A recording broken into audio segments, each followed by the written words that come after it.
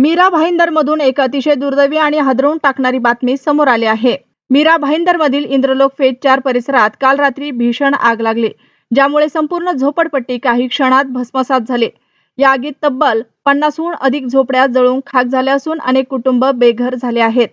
मिळालेल्या माहितीनुसार रात्री सुमारे 8 वाजण्याच्या सुमारास शॉर्ट सर्किटमुळे आग लागल्याची शक्यता वर्तवली जात आहे। मात्र या आगीने काही क्षणातच विकराळ रूप धारण केलं, कारण आगी दरम्यान एका मागोमाग 3 भीषण सिलेंडर स्फोट झाले, ज्यामुळे आग आणखी वेगानं पसरली। आगीचा फैलाव इतका जलद होता की परिसरातील नागरिकांना सैरावैरा पळ काढावा लागला। अनेकांचे संसार, घरातील सर्व वस्तू आणि आठवणी काही क्षणात राख झाल्या।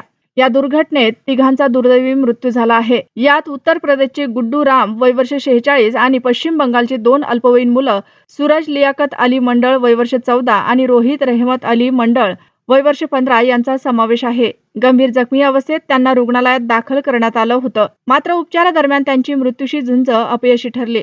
घटनेची माहिती मिळताच अग्निशमन दलाच्या 6 गाड्या तात्काळ घटनास्थळी दाखल झाल्या आणि आगीवर नियंत्रण मिळवण्यासाठी शर्थीचे प्रयत्न सुरू झाले। दीर्घ प्रयत्नानंतर अखेर आग आटोक्यात आणण्यात यश आलं, मात्र तोपर्यंत मोठं नुकसान झालं होतं।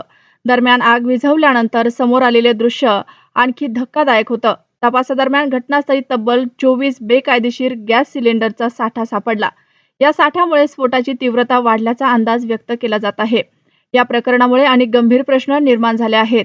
इतक्या मोठ्या प्रमाणात सिलेंडर साठा नेमका कुणी आणि का केला, यामागे कोणाचा हात आहे? सध्या अग्निशमन दल आणि पोलीस या प्रकरणाचा सखोल तपास करत असून जप्त केलेल्या सिलेंडरच्या आधारे पुढील कारवाई केली जात आहे। एकंदरीतच या भीषण आगीमुळे अनेक कुटुंबांचं आयुष्य उद्ध्वस्त झालं आहे।